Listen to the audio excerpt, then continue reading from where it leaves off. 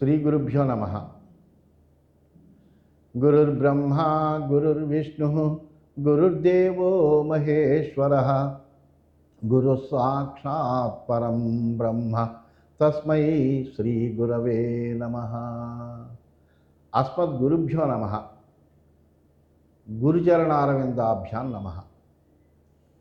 నిన్నటి మన మహాభారత ప్రస్థానంలో ఆ కౌరవులు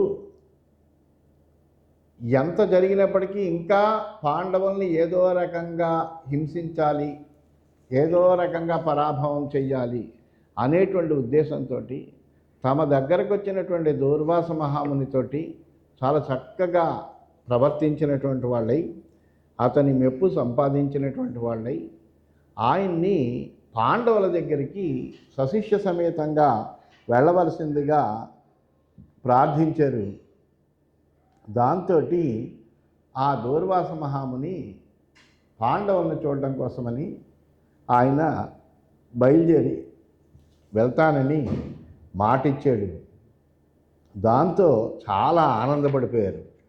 ఏదో విధంగా మనము, ఎందుకంటే నువ్వు వరం కోరుకోవయ్యా అని దూర్వాస మహాముని అడిగాడు. అడిగితే ఇలా మా పాండవుల్ని చూసి రావాలి, నువ్వు వారి యొక్క ఆతిథ్యం స్వీకరించాలి అని కోరాడు.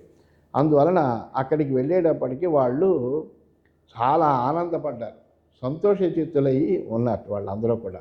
అలాంటి సమయంలో ఈ వృత్తాంతాలన్నీ కూడా వైశంపాయనుడు జనమేజయ మహారాజుకి చెబుతున్నాడు.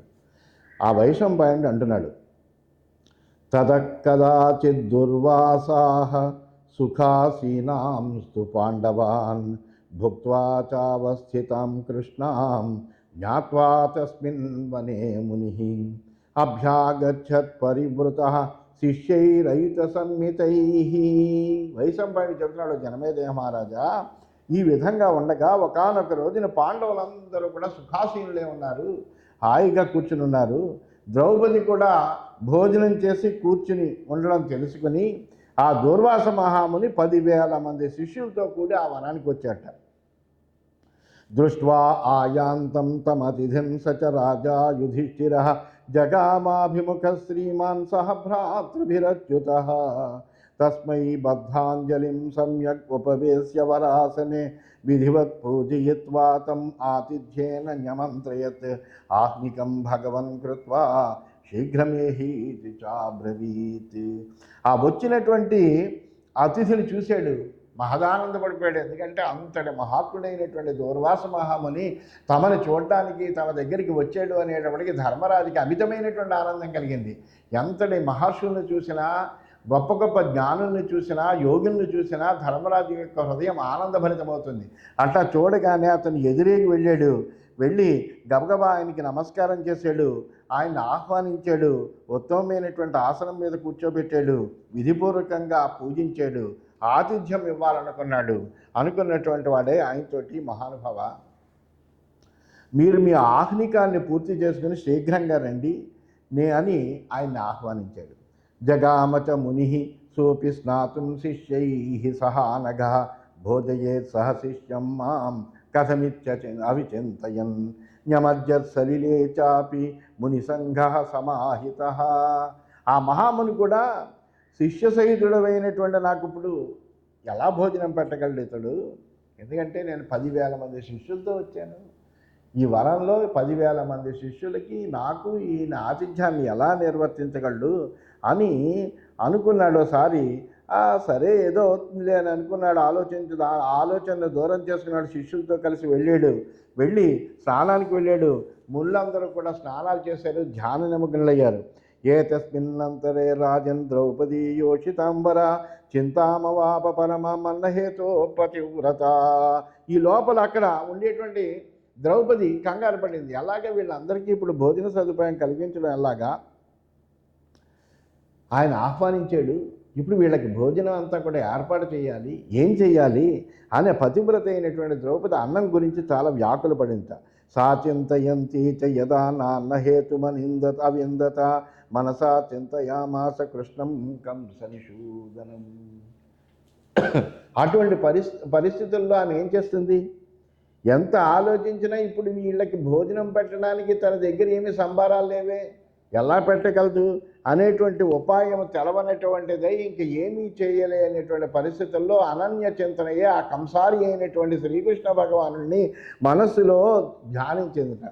కృష్ణ కృష్ణ మహాబాహో దేవకీ నందననావ్యయా వాసుదేవ జగన్నాథ ప్రణతార్తి వినాశన విశ్వాత్మన్ విశ్వజనక విశ్వహర్త ప్రభోవ్యయ ప్రపన్నపాల గోపాల ప్రజాపాల పరాత్పర ఆకూతీనాం చ చిత్తీనాం ప్రవర్తక నతాస్మితే. ఓ కృష్ణ, మహాబాహు, దేవకీనందన, అవినాశి, వాసుదేవ, నమస్కరించినటువంటి వాళ్ళ ఆర్తినంతా పోగొట్టేటువంటి వాడా, జగన్నాథ, విశ్వాత్మ, విశ్వజనక, విశ్వహర్త, ప్రభు, అవ్యయ అంటూ ఆ గోవిందుడిని అనేక రకాలుగా సంబోధించింది. ఓ దీనుల్ని కాపాడేటువంటి వాడా గోపాల, ప్రజాపాల, పరాత్పర, మనోబుద్ధుల్ని ప్రేరేపించేటువంటి నేను నీకు నమస్కారం చేస్తున్నానయ్యా అని ఆమె ఆ కృష్ణ అంటేనే అటువంటి కృషిర్భూవాచక శబ్ద నశ్చ నిర్వృతివాచక తయోరేక్యం పరం బ్రహ్మ కృష్ణ ఇత్యభిజీయతే అని శృతి చెబుతోంది. అందులో కృష్ణుడంటే ఆ పరబ్రహ్మ స్వరూపుడైనటువంటి వాడు అని. అటువంటి ఆ శ్రీకృష్ణుడిని మనస్సులో ధ్యానిస్తోంది. ఆయన గురించే అనన్య చిత్తయ్యి ఆమె ఆయన్ని ప్రార్థిస్తోంది. వరేణ్య వరదానంత అగతీనాం గతిర్భవ పురాణ పురుష ప్రాణ మనోవృత్యాద్య గోచర సర్వాధ్యక్ష పరాధ్యక్ష త్వామహం శరణంగత పాహి మాం కృపయా దేవ శరణాగత వత్సల. ఓ వరేణ్య వరద అనంత, దిక్కులేని వాళ్ళందరికీ నువ్వే దిక్కయ్యా, అటువంటి దిక్కైనటువంటి వాడా, పురాణ పురుష, ప్రాణమనోవృత్తులకు గోచరించినటువంటి వాడా, సర్వాధ్యక్ష పరాధ్యక్ష, నేను నీ శరణు పొందానయ్యా, శరణాగత వత్సల నన్ను రక్షించవయ్యా అని ప్రార్థించింది. నీలోత్పల దళశ్యామ పద్మ గర్భారుణేక్షణ పీతాంబర పరిధాన లసత్కౌస్తుభభూషణ త్వమాదిరంతో భూతానాం త్వమేవ చ పరాయణం పరాత్పరతరం జ్యోతి విశ్వాత్మా సర్వతోముఖ. నల్ల కలువ రేకుల వంటి రంగు కలిగినటువంటి వాట ఆ నీలమేఘశ్యాముడైనటువంటి ఆ శ్రీకృష్ణ పరమాత్మ. అందువల్ల నీలోత్పల దళశ్యామాన్ని అంటే ఆ నల్ల కలువ వంటి రేకుల వంటి ఆ శ్యామల వర్ణం కలిగినటువంటి వాడా, పద్మగర్భ అరుణేక్షణ, పద్మగర్భంలోంటి ఎర్రదనము లాంటి కన్నులు కలిగినటువంటి వాడా, పీతాంబరధారి, ప్రకాశించేటువంటి కౌస్తుభాన్ని ఆభరణంగా ధరించినటువంటి వాడా, సమస్త ప్రాణులకు ఆద్యంతాన్ని నీవేనయ్యా, నువ్వే వాళ్ళకి అందరికీ కూడా పరమాశ్రయుడైనటువంటి వాడు నువ్వేనయ్యా, నువ్వే పరాత్పరుడవయ్యా, జ్యోతిస్వరూపుడవు, విశ్వాత్ముడవు, సర్వతోముఖుడు కూడా నువ్వేనయ్యా. త్వామేవాహు పరం బీజం నిధానం సర్వసంపదాం త్వయా నాథేన దేవేశ సర్వాపద్భ్యో భయం నహి. అందరూ కూడా నిన్నే పరమ బీజమని, సర్వసంపదలకు నిధానమని నిన్నే చెప్తారయ్యా. ఓ దేవేశ్వర, నువ్వు నాథుడివి, అందరినీ కూడా రక్షించేటువంటి వాడు నువ్వే. అయితే నువ్వు నాథుడుగా ఉండగా ఎవరికైనా ఆపదలంటే భయమే ఉంటుంది, ఏమీ ఉండదు కదా. అందువల్ల ఎన్ని ఆపదలు వచ్చినప్పటికీ నువ్వు నాథుడిగా ఉన్నప్పుడు ఎవ్వరికి భయం అనేటువంటిదే ఉండదయ్యా. దుశ్శాసనాదహం పూర్వం సభాయాం మోచితా యథా తథైవ సంకటాదస్మాత్ మాముద్ధర్తుమిహార్హసి. ఆపదల్లో ఉన్నటువంటి వాళ్ళకి నువ్వు నాథుడిగా ఉన్నప్పుడు వాళ్ళకి ఏ భయం ఉండదు అనడానికి నేనే నిదర్శనమయ్యా. ఆనాడు నిండు సభలో నాకు అవమానం జరుగుతుంటే నిన్నే ప్రార్థించాను, నువ్వే నన్ను రక్షించావు. అట్లాగే ఇప్పుడు వచ్చినటువంటి ఈ సంకటం నుంచి కూడా నువ్వే నన్ను రక్షించాలయ్యా మహాప్రభో అని ఆమె ఆ ద్రౌపది ఆ శ్రీకృష్ణ భగవానుడిని ప్రార్థించింది. ప్రార్థిస్తే ఏవం స్తుతః తదా దేవః కృష్ణయా భక్తవత్సలః ద్రౌపద్యా సంకటం జ్ఞాత్వా దేవదేవో జగత్పతిః పార్శ్వస్థాం శయనే త్యక్త్వా రుక్మిణీం కేశవ ప్రభు తత్రా జగామత్వరితో హ్యచించగతిరీశ్వరః. ఎవరైనా ఆర్తితోటి ప్రార్థించారంటే ఆయన ఎక్కడున్నా ఎలా ఉన్నా వెంటనే అన్నిటినీ వదిలేసి వాళ్ళ దగ్గరికి వెళ్ళి వాళ్ళ బాధలు తీరుస్తారు. దీనికి అనేకములైనటువంటి నిదర్శనాలు మనకు పురాణాల్లో అనేకములైనటువంటి వాటిల్లో కనిపిస్తూనే ఉంటాయి. అందువలన అల్లా ద్రౌపది అంతలా ప్రార్థించేటప్పటికీ వెంటనే ఆ పరమేశ్వరుడైనటువంటి వాడు, దేవాధిపుడైనటువంటి జగన్నాథుడైనటువంటి భక్తవత్సలుడైనటువంటి ఆ కృష్ణ పరమాత్మ వెంటనే ద్రౌపది యొక్క ఆపదను గ్రహించాడు. ఆ పక్కన ఆ తనతో ఆ శయనం మీద ఉండేటువంటి రుక్మిణిని కూడా వదిలిపెట్టి త్వరగా గబగబా అక్కడికి వెళ్ళిపోయాడు. తతస్థం ద్రౌపదీ దృష్ట్వా ప్రణమ్య పరయా ముదా అబ్రవీత్ వాసుదేవాయ మునేరాగమనాధికం. వెంటనే ద్రౌపది దగ్గర ప్రత్యక్షమయ్యాడు పరమాత్మ. అప్పుడు వెంటనే ఆయన చూసింది పరమానంద భరితురాలైపోయింది ద్రౌపది. ఎందుకంటే తన యొక్క సంకటం పోయింది అని అనుకుంది. ఇంకా తనకి ఏ విధమైన బెంగ లేదు, ఎందుకంటే ఆయన మీద పెట్టేసింది. అందుకనే పరమాత్మని ధ్యానించేటప్పుడు ఎవరైనా సరే తమ బాధలన్నీ ఆ పరమాత్ముడికి ఒక్కసారి అలా నివేదించుకుంటే వాళ్ళ బాధలన్నీ ఆయన భరిస్తాడు, వీళ్ళ బాధలన్నీ కూడా తీరిపోతాయి. అయితే ఆ పరమాత్మని ఆ విధంగా ప్రార్థన చెయ్యాలి. అలా ద్రౌపది చేసింది. వెంటనే పరమాత్మ ప్రత్యక్షమయ్యాడు. వెంటనే ఆయన్ని నమస్కారం చేసింది. ఆయనతో చెప్పింది, ఇలా దుర్వాస మహాముని వచ్చాడయా, 10,000 మంది శిష్యులతో వచ్చాడు, ఆయనకి భోజన భాగనాదులన్నీ ఏర్పాటు చేయాలి అని ఆ విషయం అంతా చెప్పింది. తతస్తాం అబ్రవీత్ కృష్ణ క్షుజితోస్మి భృషాతుర శీఘ్రం భోజయ మాం కృష్ణే పశ్చాత్ సర్వం కరిష్యసి నిశమ్య తద్వచ కృష్ణ లజ్జిత వాక్యమబ్రవీత్ స్థాళ్యాం భాస్కర దత్తాయాం అన్నం మద్భోజనావధి భుక్తవచ్చస్మ్యహం దేవా తస్మాదన్నం న విద్యతే. వెంటనే ఆయన ఏమన్నాడంటే శ్రీకృష్ణ పరమాత్మ, అమ్మా ద్రౌపది నువ్వు పిలిచే వచ్చేసాను నేను, కానీ భరించరానంత ఆకలితో నేను వచ్చానమ్మా.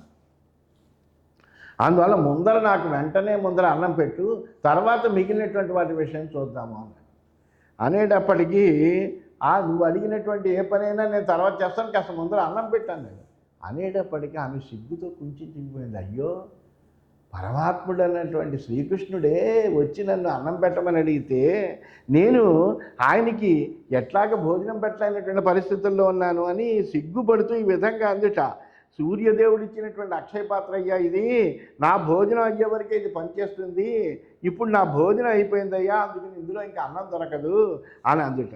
అనేటప్పటికీ తత ప్రోవాచ భగవాన్ కృష్ణాం కమలలోచన కృష్ణేన నర్మకాలోయం క్షుక్షమేణాతురే మయి శీఘ్రం గచ్చ మమ స్థాళీం ఆనీయ త్వం ప్రదర్శయ ఇది నిర్బంధితస్థాళీం అనాయస యదూద్వః స్థాళ్యాకంఠేద సంలగ్నం శాకాన్నం వీక్ష కేశవః ఉపవిద్యాబ్రవీదేనాం అనేన హరిరీశ్వరః విశ్వాత్మా ప్రీయతాం దేవః తుష్టశ్చాస్మితి యజ్ఞభుక్.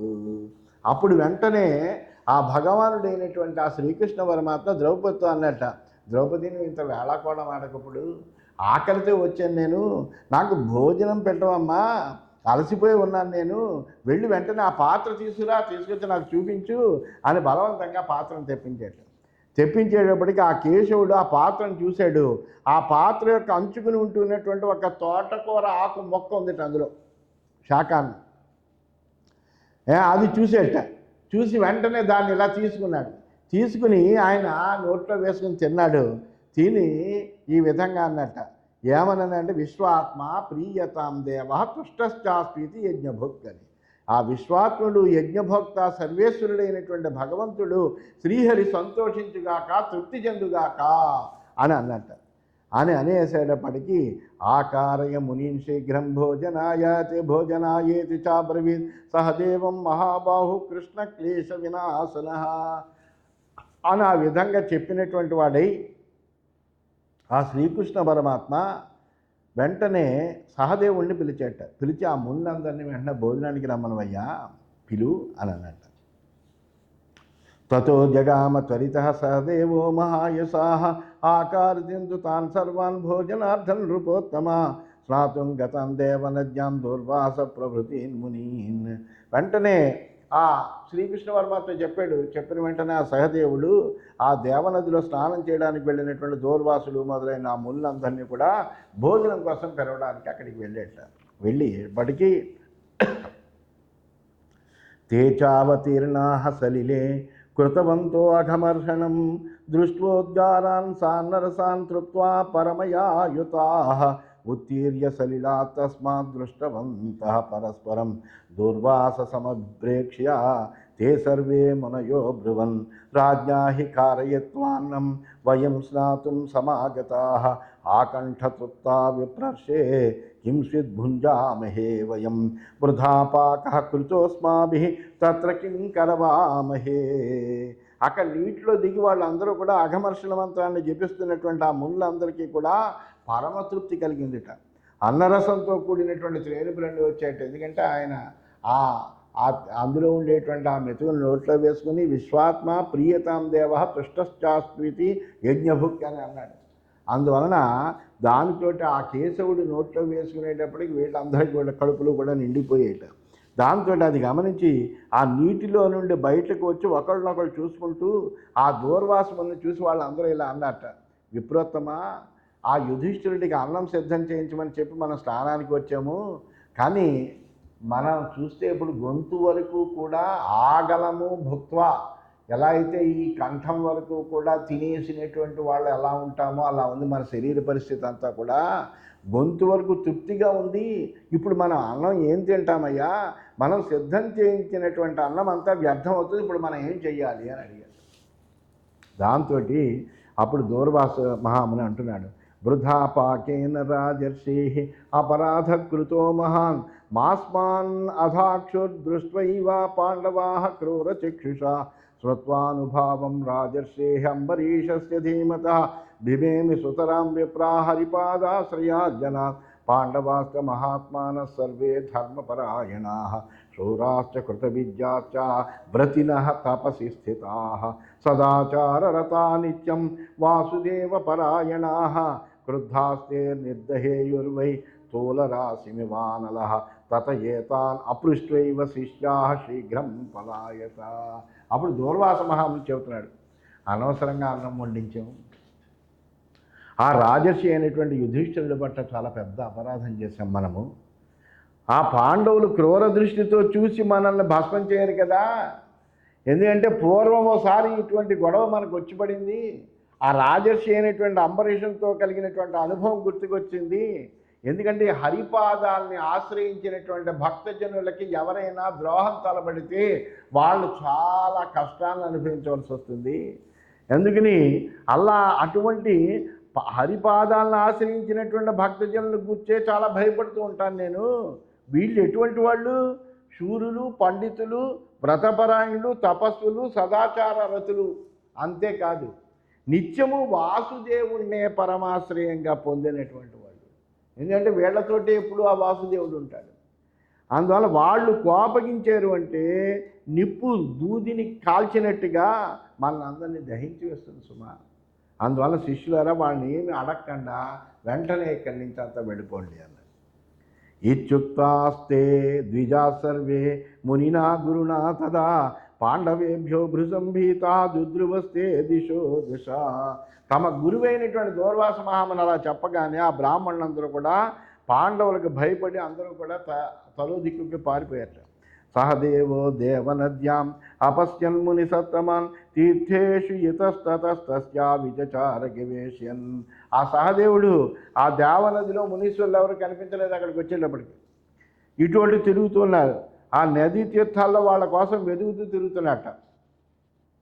తత్రస్థేభ్య తాపసేభ్య శ్రుత్వా తాం సేవ్య విధృతాన్ యుధిష్ఠిరమధాభ్యేచ్ఛ తం వృత్తాంతం నివేదయత్. అక్కడ ఉండే తాపసుల వలన వాళ్ళంతా వెళ్ళిపోయారు అనేటువంటి విషయం తెలుసుకున్నాడు సహదేవుడు. తెలుసుకుని అదే విషయాన్ని యుధిష్ఠిరుడి దగ్గరికి వచ్చి ఆ వృత్తాంతాన్ని అంతా నివేదించాడు. తతస్తే పాండవా సర్వే ప్రత్యాగమనకాంక్షణ ప్రతీక్షంత కియత్కాలం జితాత్మానో ఆపతిష్టరే.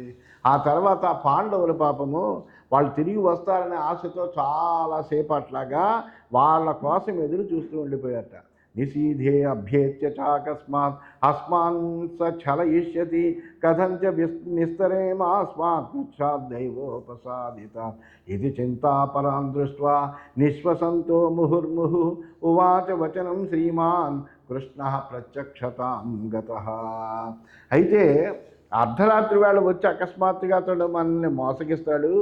దైవవశాత్తు వచ్చినటువంటి కష్టం నుంచి మనం ఎలా బయటపడగలము? అని మాటి మాటికి వాళ్ళు నిట్టూర్పులు విడుస్తూ చింతాపల్లే ఉన్నట్ట. అటువంటి వాళ్ళని చూసి శ్రీకృష్ణుడు ప్రత్యక్షమయ్యట. ప్రత్యక్షమై వాళ్ళతోటి ఈ విధంగా అన్నట్ట. భవతామాపదం జ్ఞాత్వా ఋషేః పరమకోపనాన్ ద్రౌపద్యా చింతిత పార్థాః అహం సత్వరమాగతః న భయం విద్యతే తస్మాత్ ఋషిర్దుర్వాససోల్పకం తేజసా భవతాం భీతః పూర్వమేవ పలాయితః. ఓ కుంతిపుత్రులారా, మీరేం భయపడకండి. ఆ పరమకోపనుడైనటువంటి దూర్వాస మహర్షి వలన కలిగినటువంటి మీకు కలిగిన ఆపదను గుర్తించి ద్రౌపది నన్ను స్మరించింది. అప్పుడు వెంటనే నేను ఇక్కడికి వచ్చాను. ఆ దూర్వాస మహర్షి వలన మీకేమీ భయం ఏం లేదు. మీ తేజస్సుకు భయపడి ఇంత పూర్వమే ఆయన వెళ్ళిపోయాడు అని చెప్పాట. ధర్మనిత్యాస్తు ఏ కేచిత్ నతే సీదంతి కర్హిచ్ ఆపృచ్ఛేనో గమిష్యామి నీతం భద్రమస్తు నః వహ. నిత్యము ధర్మతత్పరులే ఉండేటువంటి వాళ్ళు ఎప్పుడు కూడా నాశాన్ని పొందరయ్యా. అందువలన మీరు ఎప్పుడు ధర్మతత్పరులే ఉన్నారు కాబట్టి మీకు ఏ విధమైన ఆపదలు రావు. మీ నుండి నేను సెలవు తీసుకుంటున్నాను, ఇక నేను వెడతాను, మీకు శుభం కలుగుగాక అని శ్రీకృష్ణ పరమాత్మ చెప్పేట. శృత్వేరితం కేశవస్య బభూవు స్వస్థమానసాః ద్రౌపద్యా సహితా పార్థా తమోచుర్విగతజ్వరాః త్వయానాథేన గోవింద దుస్తరామాపదం విభో తీర్ణాః ప్లవమివాసాద్యా మధ్యమానా మహాన్నవే. ఆ కేశవుడు చెప్పినటువంటి మాటలు విన్నారు ఆ పాండవులు. కుదుట పడినటువంటి మనస్సులు కలిగినటువంటి వాళ్ళు అయ్యారు. వాళ్ళ మనస్సులో బాధంతా తొలగిపోయింది. అప్పుడు ద్రౌపది సహితంగా శ్రీకృష్ణ పరమాత్మతో ఈ విధంగా అన్నట్ట. ఓ గోవింద ప్రభు, నిన్ను మేము రక్షకునిగా పొందడం వలన ఎంత కష్టమైనటువంటి ఆపదలు మాకు వచ్చినా కానీ మేము వాటిని తరించగలము. ఎందుకంటే ఏ ఆపద నుంచైనా మేము గట్టెక్కగలగలుగుతున్నాము అంటే నీ యొక్క సాహచర్యమే కారణమయ్యా, నువ్వు ఇక్కడ ఉన్నావు కాబట్టి అని వాళ్ళు పరమాత్మతో చెప్పి స్వస్తి సాధయ భద్రంతే ఇత్యాజ్ఞాతో యయో పురీం. శుభమయ్యా, ఇంక నువ్వు బయలుదేరు, నీకు కళ్యాణం అవుగా కానీ ఆ పాండవులందరూ శ్రీకృష్ణుడికి చెప్పారు. ఆ కృష్ణుడు తన నగరానికి వెళ్ళిపోయాడు. పాండవాష్ట మహాభాగా ద్రౌపద్యా సహిత ప్రభో ఊషు ప్రహృష్ట మనసో విహరంతో వనాద్వనం. ఆ మహాత్ములైన పాండవులు కూడా ద్రౌపదితో కలిసినటువంటి వాళ్ళై సంతోషమైనటువంటి మనస్సు కలిగినటువంటి వాళ్ళై ఓ వనం నుండి మరో వనానికి హాయిగా తిరుగుతూ కాలక్షేపం చేస్తున్నారు. ఇది తే అభీతం రాజన్ యత్పృష్టోహమిహ త్వయా ఏవం విధాన్యలీకాని ధార్తరాష్ట్రే దురాత్మభిః పాండవేషు మనస్తేషు ప్రయుక్తాని వృధా భవన్. ఆ వైశంపాయనుడు చెప్తున్నాడు, ఓ మహారాజా, ఓ జనమేజయ మహారాజా, ఇప్పుడు నువ్వు అడిగినటువంటి విషయాలన్నీ చెప్పానయ్యా. ఈ విధంగా దుర్బుద్ధులైనటువంటి ఆ కౌరవులు అడవుల్లో నివసించేటువంటి పాండవుల పట్ల చేసినటువంటి మోసాలన్నీ కూడా వ్యర్థమయ్యాయి అని ఆ వైశంపాయనుడు జనమేజయుడితో చెప్పాడు. ఇది శ్రీమన్ మహాభారతే వనపర్వణి ద్రౌపదీ హరణ పర్వణి దూర్వాస ఉపాఖ్యానే 63-ద్విశతమోధ్యాయః. ఈ విధంగా శ్రీమన్ మహాభారతంలో వనపర్వంలో ద్రౌపదీహరణ పర్వం అనే ఉపపర్వంలో దూర్వాసోపాఖ్యానం అనేటువంటి 263 అధ్యాయము పూర్తయిందని తెలియజేస్తూ స్వస్తి.